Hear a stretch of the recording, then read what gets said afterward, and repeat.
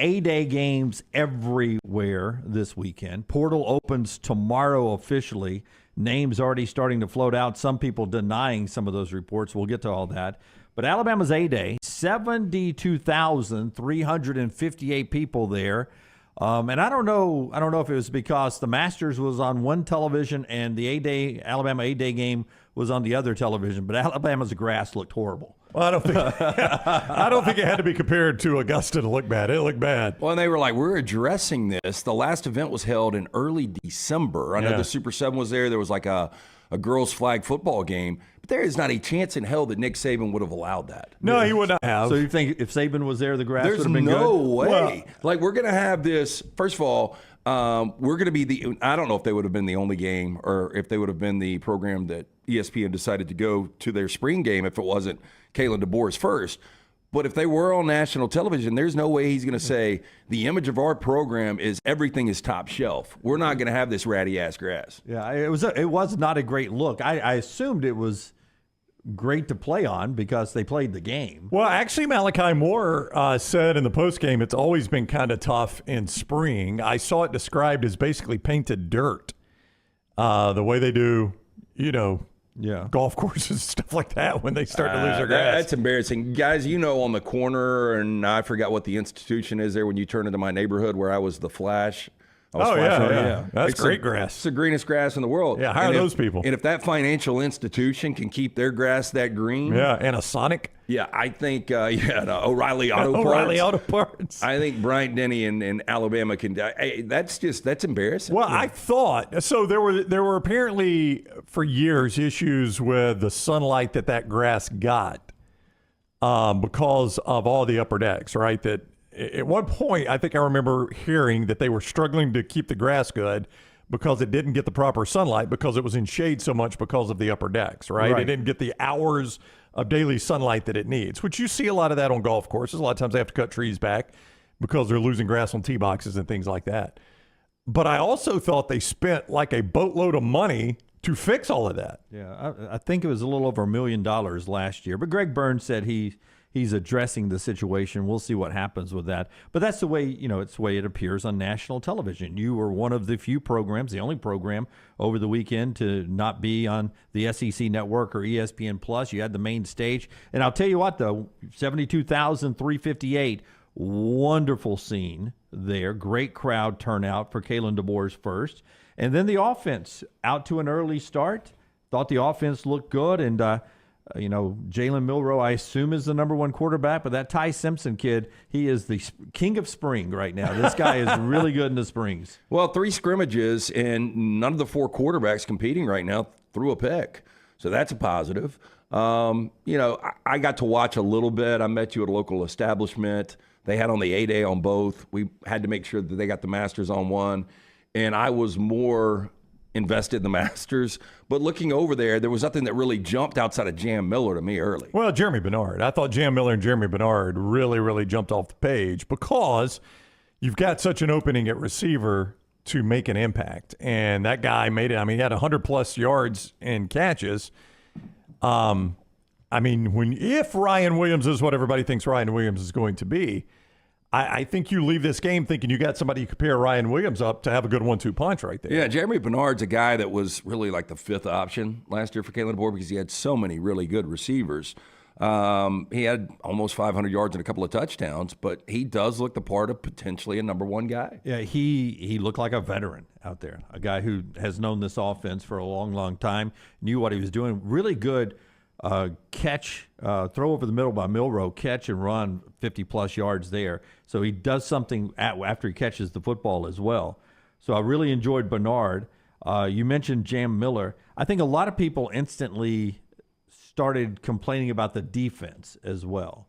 And I would say that... Well, the scoring system wasn't real fair either. Yeah, but defensively, you're in a lot of base. It's very simplistic.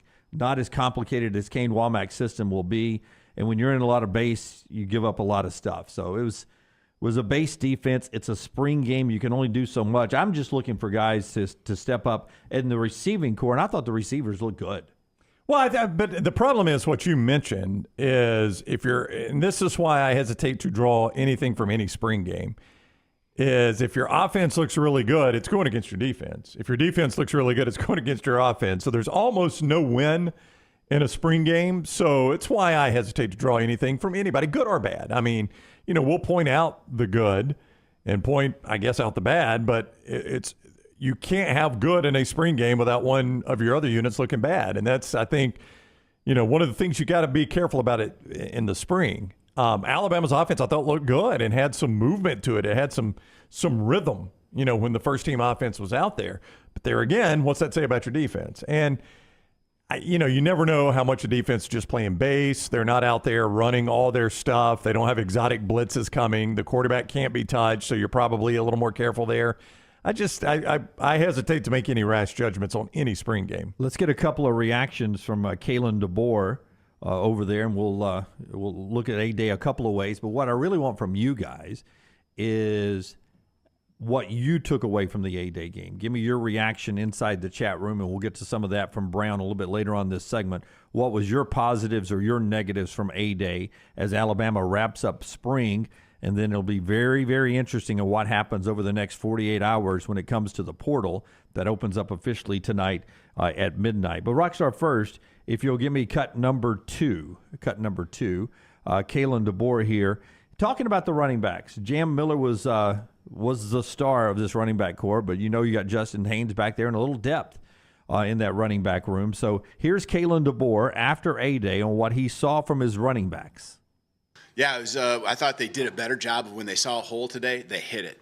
And especially early on, there were some seams, and they're not dancing, which means they're getting more and more comfortable with the schemes, the trusting of the offensive line. So I thought that was something. There was a couple more tackles broken, which goes both ways, right? You want to see those tackles made by the defense. There's more tackles broken early on in the scrimmage than what I've seen. We've been pretty sure with our tackling up until the early part of the scrimmage today. So, and then they responded and did a better job. Yeah, so a little touch on the defense missing some tackles, but the running backs aggressive into the seam, which also echoes what that offensive line creating those seams for those guys. Yeah, and I think, Lance, the offensive line is potentially only going to get better from here, right? I mean, you still don't know where Brailsford is on his situation there. You assume Proctor's going to be there. Well, yeah. he was at the game. He was at the game, but he was not standing on the field, right? Yeah, he was on the field, just wasn't in uniform. I thought he was over beyond on the other side of the fence. He may have been. Yeah, he is. The photo I saw. That's the photo I saw. Yeah, it is on the bricks right now, there. he could have just been standing there talking to somebody. I don't know. As Cade Hampton tweets, former future Alabama offensive tackle Caden Proctor spotted at A-Day. So Proctor there, and he'll be part of the season next year, it looks like. They've said Brailsford will come back, so we'll see what that means when Brailsford is back. I mean, have you developed, is Brockemeyer pushing him? Is Brockemeyer ahead of him? What kind of depth have you developed there? I will say now, it was on opposite the Masters, and I was far more invested in the Masters than Alabama A-Day. But I had it on one of my screens, and correct me if I'm wrong, anybody in the chat room or either one of you, I did not see Jalen Milroe have to dig a snap out of the dirt. I did not either. I think it was exclusively shotgun. I also did not see him under center. Baby steps. I forgot that was a storyline. Yes. Well, it was. Yes. Last play of the season. I did not see Milroe or Simpson, for that matter, have to dig one out of the dirt. I think both the first two centers, and we did not see Brailsford, obviously, both the first two centers were able to get a shotgun snap to the quarterback in the air. And I think, as you said, Lance, that may be baby steps, but it's an important baby step. But it's really the biggest job the center has to do. Cut three, Rockstar. I want to talk about Ty Simpson before we get to some of your comments here. Simpson Kalen got asked directly about Ty Simpson and the way he has performed in the scrimmages and in this A-Day for everyone to see on national TV. Here's the Bama coach. How do you think Ty Simpson did today in terms of just command of the offense, performance, and just overall that backup quarterback position? How do you see the growth this spring? Yeah, I mean, you saw it. He does a great job back there. You got full confidence with a lot of those guys back there. But Ty, I thought, again, he's just been consistent, and gotten better throughout the spring. Never really had any drops in each and every practice. So, I mean, you see what he does out there, and he's accurate. He knows when to put touch on it. I saw the one ball on the deep crosser.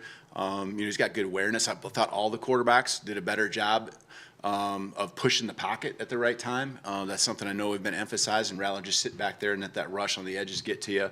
He had a good feel in all those ways. I think he's got a command of the offense for sure. Yeah, but rave reviews for Ty Simpson. Yeah, I think they like all four of these quarterbacks. And let's just look at the two that we, I guess, assume are 1 and 2 right now in Milroe and Simpson. If you're Simpson and you think you're 2, what do you do? If you're Simpson? Yeah, you feel like, because you've got a decision to make. You feel like maybe there's an opportunity this fall that you can actually overtake Jalen Milroe and this can become your team. I think you got a better shot at that with a new coaching staff than you did with an old one. Oh, right? But you're asking the question, should I stay or should I go? That's it, because if you go, wherever you go, you're going to more than likely be the starting quarterback. And if you stay, I don't know. You got a really good shot at being the starter next year. Yeah. And then you'd have a couple years as the starter with what's perceived to be a good offensive coach. I don't know. I mean, it's not an easy decision. There is no chance all four of these quarterbacks stay. I wouldn't think so. Well, you say that. One's got an apartment, Austin Jim told Mack me. just came here. Ty Simpson looks good. Milroe's the perceived starter. And, I'm told that Lonegren's looking to lease an apartment for the fall. Yeah. I felt so invasive with that report. Insider information. So all four of them are planning on housing in Tuscaloosa, at least right now. A lot of people say in the chat that Mack was the one that looked the worst. Austin Mack, the transfer out of Washington. The guy who actually knows the offense. Yeah. Well, in theory, yeah. Yeah. Go ahead. Well, I was just going to say, you get and I'll go ahead and fall on the landmine for the show, or fall on the grenade for the show. Okoronkwo, the linebacker, is probably the name that everybody comes out of this with defensively. I know there's been a lot of talk about Caleb Odom. He was in on almost every play. He had 11 tackles, and I think he's the type of guy that you're hoping you could see on that defense. Now, again, spring often produces heroes that you don't see in the fall. We've seen that many, many times, but I think you like what you saw out of him. That is the old saying, but I do remember Jalen Hurts looked great in the spring. He did. And I didn't have the guts to say, man, what? That guy...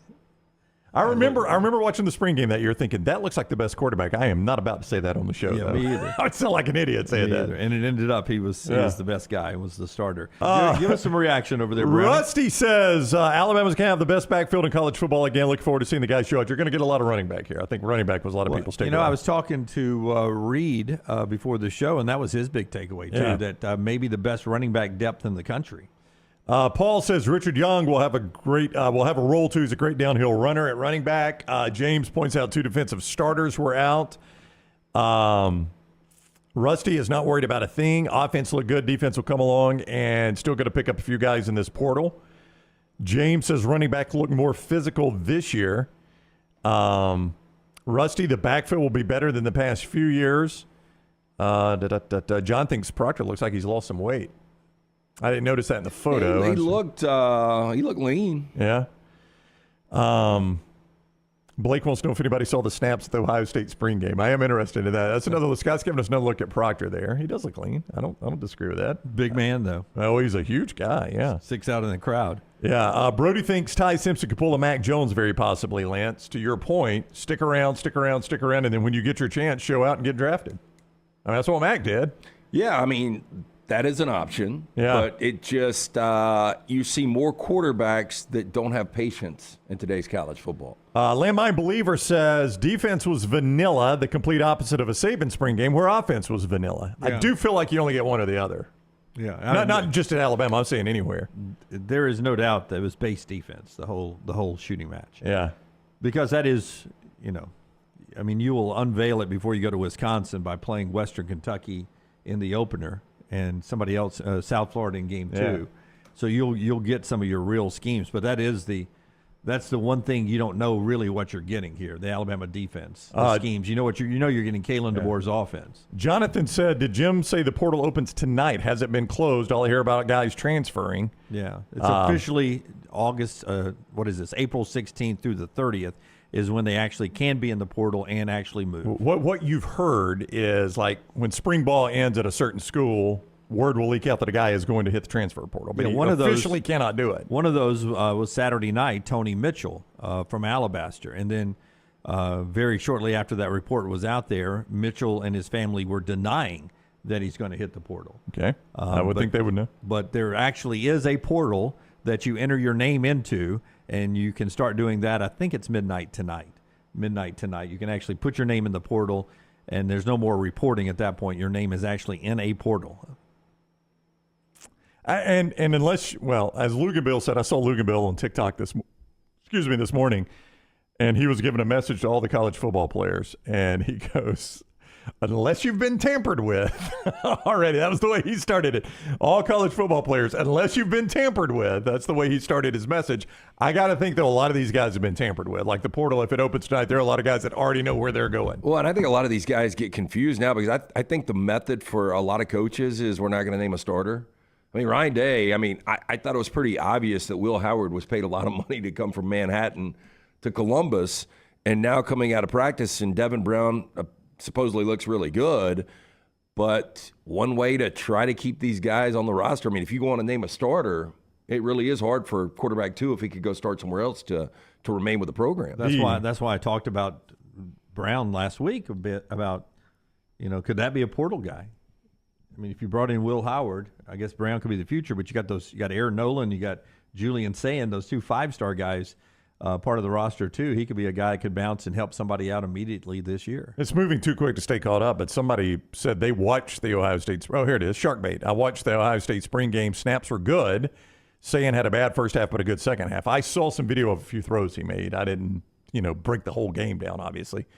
He made some good throws, but I did not see it. That must have been second half I saw. So I don't even know if he was going against first-team defense. Kendrick Law threw a couple of grown man blocks and broke a few plays open. That's a guy that I think Alabama fans wanted to see more of last year. You're curious to see what this staff will do with it. Yeah, look, and the guy seems like he can really do everything. Obviously, a really, really physical wide receiver right now. Where does he fit into this offense? I brought this up before on Bama and Bourbon. Aaron Suttles, compares this guy to Deebo Samuel. If he can be that productive, you got to give this guy more touches.